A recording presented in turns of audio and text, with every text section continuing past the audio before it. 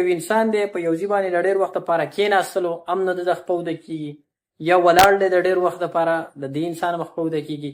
دا خپه اوده کېدل دا ټینګلینګ یا د فوټ نمنس د څه د وجې نه کېدلی شي، په دې باندې خبره کوو. نو ګوره د دې یو څو غټ وجوهات دي. اولنۍ خبره خو دا ده چې دا نرو ویکنس دي.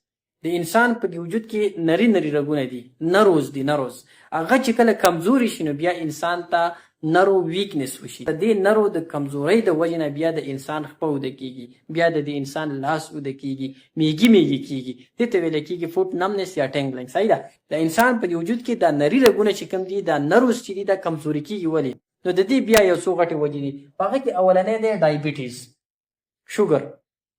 ځینې انسان داسې چې د هغه شوګر د شوګر د وجې نه د انسان په وجود کې چې دا کم نروز دي دا کمزوري کېږي. د هغه د وجې نه بیا د انسان خپه مې اوده شوله او لاس مې اوده شو.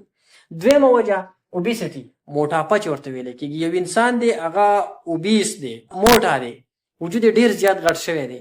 نو کله چې د دې وجود ډېر زیات غټ شي، چربي په دې انسان باندې راوړي، نو د دې انسان دا نروز سپریس شي، بیا د هغه شانته کې فنکشن نه کوي.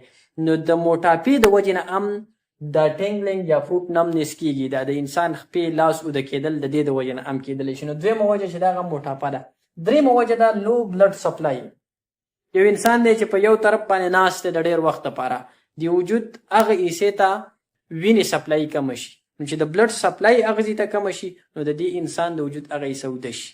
فار ایگزامپل خپه ده، په داسې پوزیشن باندې یو انسان ناست دی د ډېر وخت لپاره، د ډېر ټایم لپاره، چې هغه خپې ته د بلډ سپلای کمه شوې ده، د وینې سپلای کمه شوې ده، نو ښکاره خبره ده دغه به اوده کېږي. نو دا دریمه وجه ده چې کومې حصې ته د بلډ سپلای کمه شوله، وینه کمه تلله، نو هغه به اوده کېږي. بیا بله څلورمه کومه وجه ده، هغه دی ویټامین بي ډیفیشنسي. زمونږ په وجود کې چې کله د ویټامین بي ډیفیشنسي راشي، کمی راشي، نو بیا به زمونږ په وجود کې دا قسم مسلې راځي. خپه مې اوده کېږي او لاس مې اوده کېږي. خاص کر ویټامین بي 1، ویټامین بي 6 او ویټامین بي 12. د دې درې قسم ویټامین کمی چې په وجود کې راشي نو بیا به انسان ته دا ټینګلینګ یا فوټ نمنس کېږي، د انسان خپه لاس دا به اوده کېږي. نو اوس د دې نه به بچاو څنګه کې؟ ګوره اولنۍ خبره خو دا ده چې انسان د شوګر د ځان بچ وساتي، چې دې انسان ته شوګر ونه شي. په شوګر باندې ما ځان له یو کلاس اخیستی دی، بلکې 2 کلاسه ما په شوګر باندې په ډیټیل کې اخیستی چې شوګر انسان ته ولې کېږي. چې کله انسان د خوږې مقدار په وجود کې ډېر زیات سیوا کړي نو بیا انسولین هغومره نه سیکریټ کېږي، هغه ستړي شي، هغومره کار نه کوي. نو د شوګر دپاره تاسو زما بله ویډیو ده هغه کتلی شئ. نو په کار دا ده چې دی په دې باندې فوکس ورکړي چې دې انسان ته شوګر ونیسي. دویم اوبیسټي، انسان چې د موټاپې نه ځان وساتي، دی د کوشش دا کوي چې د وجود فټ وي، دی د ایکسرسایز کوي، دی د یو هیلتي لایف سټایل اپناو کړي چې دا انسان ایکسرسایز کوي، دته موټاپه ونه شي، دا انسان د موټاپې شکار نشي، اوبیسټي دته ونه شي. نو بیا به دې انسان ته دا قسم مسلې نه راځي. بیا بله وجه موږ ویله چې لو بلډ سپلای.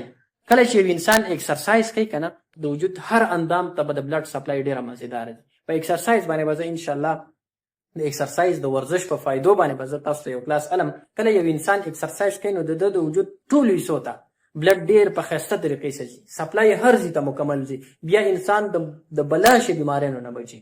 نو په کار دا دی چې انسان ایکسرسایز کوي چې د ده وجود ته د بلډ سپلای ښه کېږي. چې د بلډ سپلای هر اندام ته ښه کېږي نو بیا به دا قسم مسلې انسان ته نه راځي. بل تاسو ته ما چې دا مسله د ویټامین بي د ډیفیشنسي نه راځي، نو په کار دا چې موږ په خپل خوراک باندې فوکس ورکو. موږ هغه خوراک وکړو چې په هغه کې ویټامنز، په هغه کې منرلز، په هغه کې په برابر مقدار کې موجود دي، چې موږ بیلنس ډایټ واخلو. ویټامین بي کمپلیکس د کمی د وجې دا مسله راځي، نو په خپل خوراک کې ویټامین بي خامخا شامل کړي. خاص کر ویټامین بي 1، ویټامین بي 6 او ویټامین بي 12 د کمی د وجې نه دا مسله راځي، نو په خپل خوراک کې دا شامل کړي. بیا به انشاءالله دا قسم مسلې تاسو ته نه راځي. اوس ځینې خلک دی هغوی ډېر زیات ټایټ بوټان په خپو کوي، مضبوط بوټان په خپو کوي، د هغه د وجې نه هغوی هغه نرو سپریس کړي، نو بیا هغو ته دا قسم مسله راځي. نو داسې ټایټ پیزار په خپو کول چې هغه دا مسله پیدا کوي، نو دا ما په خپو کوئ. لږ کمفټیبل، لږ ریلیکس، لږ صحیح بوټان په خپو کول پکار دي چې تاسو ته دا قسم مسله نه راځي. صحیح ده. په خپل لایف سټایل باندې لږ فوکس ورکئ، په خپل خوراک باندې لږ فوکس ورکئ، په خپل اوبو باندې لږ فوکس ورکئ چې تاسو ښه خوراک کوئ، تاسو ښه څښاک کوئ او تاسو روزانه ایکسرسایز کوئ. چې روزانه یو انسان ایکسرسایز کوي نو دا قسم مسلې دا نه، بلکې بلا شی مسلې داسې دي چې هغه به انسان ته نه راځي. د ایکسرسایز انتهایی ډېرې زیاتې فایدې دي، د ورزش ډېرې زیاتې فایدې دي، او انشاءالله په دې ورزش په فایدو باندې به زه تاسو ته ځان له یو کلاس اخلم.